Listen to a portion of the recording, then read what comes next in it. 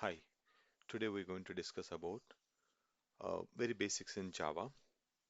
Obviously, I'm not going to write the actual Java program. We just want to get a kind of understanding of what is basically Java project and how to compile the Java code and all this, stuff in your local system. Probably this will be help you as a DevOps engineer, uh, so that you can as a DevOps engineer, you should know how to compile the code and how to take the outcome to the next level. I mean to say application server, dev environment, QA environment. We'll see that eventually everything.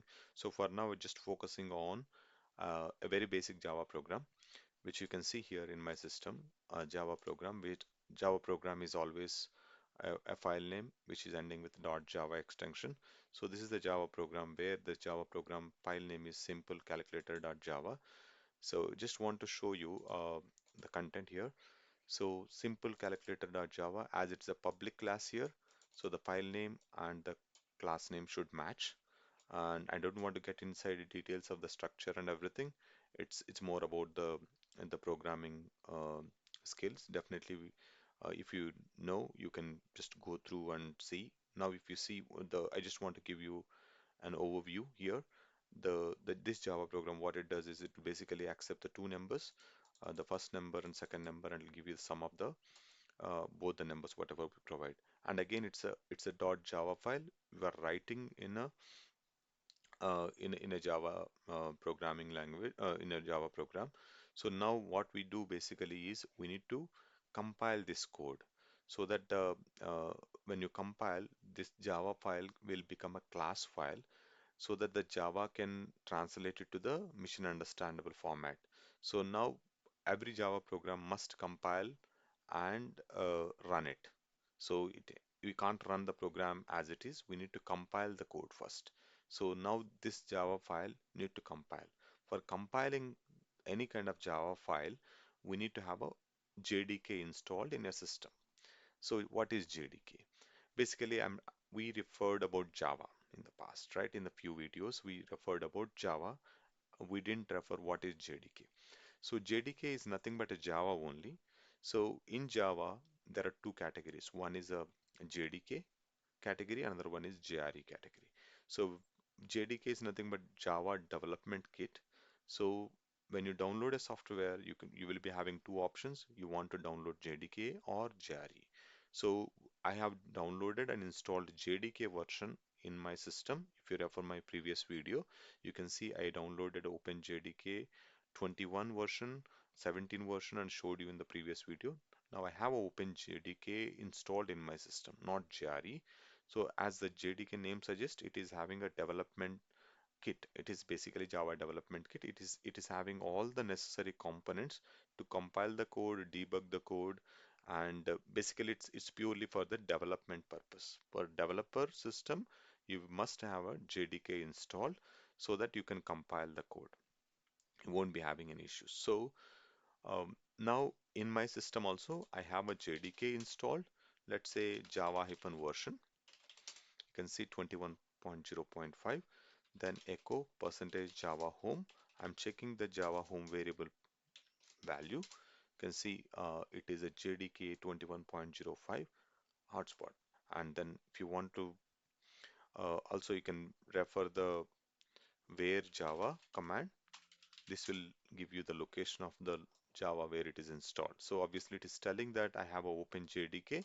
As I have OpenJDK, I can compile the code and I can debug the code. I don't have any issues. So let's focus on compiling the code now.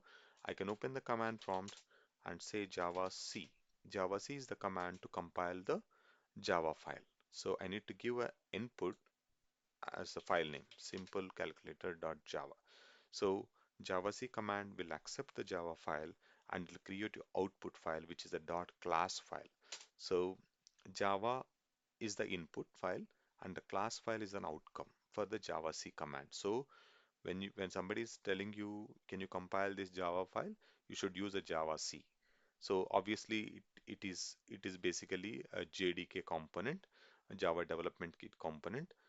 Then in the recent versions, I think this is slightly changed. But obviously, if you are compiling the code or if you are doing a development, you must have a JDK. As simple as that. When somebody is asking for I am using my system for development, you need to say that you you you need to have JDK installed. Okay, so now we'll talk about JRE later. For now, we are focusing on the JDK. So Java C, by using a Java C, I compiled the code, and now I got the class file. Now I need to run this. So for running this, Java and file name. I don't need to specify .class. By default, Java command will look for only class files. So I'm giving the file name as simple calculator. If I hit enter, you can see it is asking me the first number. I'm giving the file so that it will run. The file, I'm telling Java command to run my file. Okay. So Java C is for compiling the code, Java is for running. It obviously it will pick for the class file to run the program. So Java is the command to run the program. Java C is the command to compile the program. Okay. Now we got the compiled version. We are able to compile and we are able to run. Now we saw the output now. So now let's take a scenario. This is as I mentioned, JDK is Java Development Kit, JRE is a Java runtime environment. I'm able to run here, right? So by default, within the JDK, we will be having a JRE component inbuilt. So we don't really need to install JRE in our system. So if somebody is telling about JDK, you have all the development components and you also have a JRE inbuilt so that you can run the program. So that's what we've done here. Java space simple calculator. We are able to run as well. So we don't really need to install JRE separately. It will be coming as part of the JDK package itself. So that's what about the JDK and JRE. Now it is about a single file compilation, right? So we got a single file, we compiled the file, and we got a class file, we ran the file. So this may not be the case in a real time, right? So if you take any project, they won't be writing a single file. They will be writing a kind of, they will be keeping everything in a single location, and multiple files will be there where we call it as a project. So now it is as a simple one. It is just as a simple Java program where you write it and compile it and executed it. In real time scenario, real world example, you won't be having a single file written. It will be all written as a project. So in a structured format. So how to get that structure? So we need to get an understanding of getting that structure. So uh, let's take a step back. I don't want to create my structure manually by using a folder creation. I don't want to do that. So I want to use, there are some tools which can generate that entire project structure for us. We can just initially we create it and we give it to developers. Developers will enhance that template or that initial project into the next level. They will take it and they will make the necessary changes and they will go for uh, they will take it to the next level. That's what they do. So now what is the tool to create a structure? So when we talk about Java project, right? When somebody is talking about Java project is basically a structured format of the files where we can keep the Java files. So now we have a tool called Apache Maven, which is basically Java build tool. Like if somebody is writing a Java file, I used a Java C command to compile the code, right? So if it is single file, you use a Java C. If it is having thousands and thousands and thousands of the files, it's really difficult to use a Java C command and compiling one by one, right? So that's where build tools will come into picture, which is Apache Maven. So by using Apache Maven, I am going to create a Java project. So I have a command here, which is Maven archetype generate.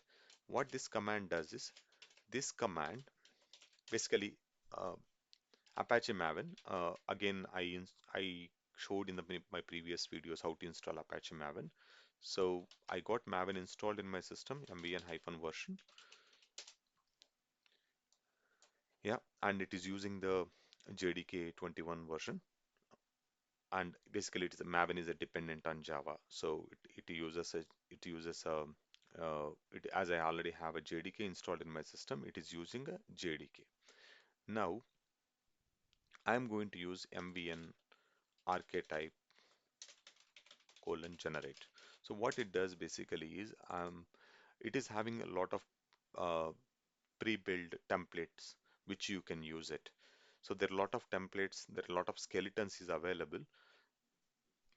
If you see here, all these are whatever the numbers are coming, these are all the skeletons.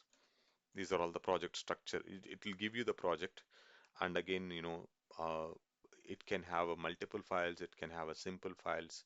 It's all depends on the project to project. So I'm going to take the very basic one so that we get a kind of idea of the structure.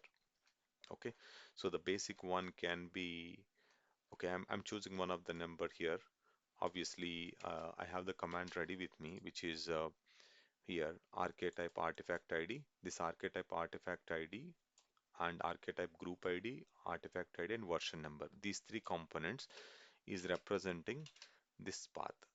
Archetype group ID, archetype artifact ID, and archetype version. Version is not mentioned here. If I scroll up, you can see for every package there is a group ID and artifact ID. This is archetype group ID, archetype artifact ID. So if I scroll up, I'm looking for com dot domain sending with, right? So let's scroll up. It's at the beginning. So it starts with com and D. Starts with D. Let's look for, yeah, here. So you see 392. I think this is what I'm, not 392. I think, yeah, 396. This is what I'm using. Com, uh, this is the group ID and the artifact ID. And the version number is not listing here, but yes, I am listing the version number as well. Even if I don't specify the version number, it's still fine. It is not visible here. Obviously, if I select 396, it will ask me which version number and all how to use. But yeah, this is the command which I'm referring this particular archetype. And we do have a group ID, and this group ID artifact and version number is the project what is going to generate. So when the project generates, that that project, whatever is going to generate, that also require a group ID, artifact ID, and version number. So the group ID is representing a domain, the project domain. So it could be any organization name, or it could be any kind of, uh, any specific to project. For example, you can keep it as if it is a google.com, it's com.google. If it is a any website, facebook.com, it's like a com.facebook, something like that. And the artifact ID is basically a project ID. Yeah, uh, this can be anything. Like currently, I'm just mentioning a simple project, and the version number is 100. This is the outcome of the project. When it produces, the version number is 100. Uh, yeah, this is the artifact ID, right? Obviously, the file name also comes with the same as artifact ID. We'll see that in a minute. So the group ID is as a kind of domain name, and the artifact ID and the version number. Artifact ID is a project name and version number. And interactive mode. I am giving interactive mode so that it doesn't ask me any questions. It will straight away create the entire project. So now I'm going to execute this command in the Java location. So this should create me a project.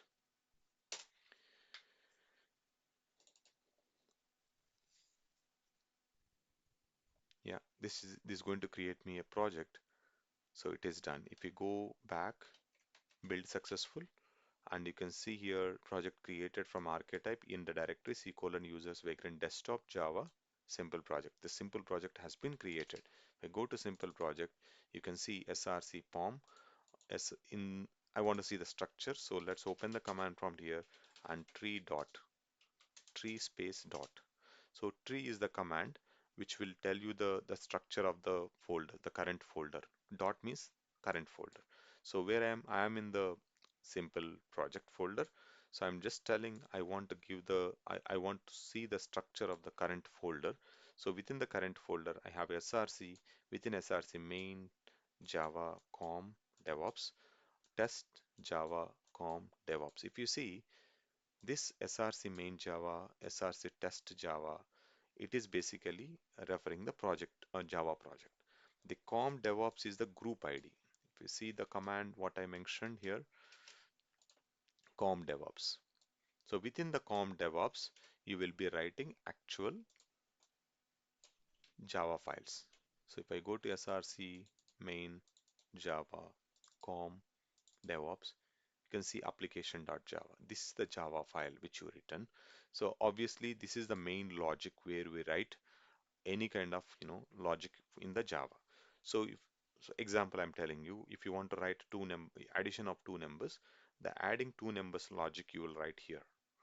And then there is one more folder here, src test Java, which is responsible for writing any kind of JUnits. It's the same structure, src main Java com DevOps, and then you can see application test.java. Basically, this test is referring a test case.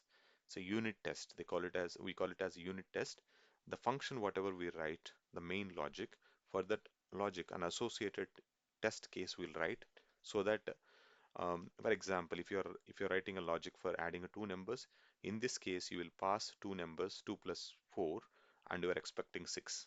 That will confirm that that logic is working or not. That's what they do as part of the developers do uh, as part of development itself, as part of as part of writing the code itself. They will develop both main logic plus as well as unit tests. So src main Java, src test Java, which we need to remember any kind of Java project when we talk about src main Java, src test Java. And under that you will be having artifact ID, group ID, which is a com DevOps. Same thing, com DevOps inside. So that's how the structure of the Java project look like. So now if you want to compile this code, simply what I would say is just say cmd mvn clean package. So this package, I'm just telling package, this will do compilation, testing, there are a lot of other things which will be having. So for now it does compilation. It doesn't matter how many files you have inside, it does compile and it will produce a output, and the package, it will generate an outcome as well. Okay, we'll talk about more what is this clean, what is this package in an upcoming video. Let's see now, mvn clean package.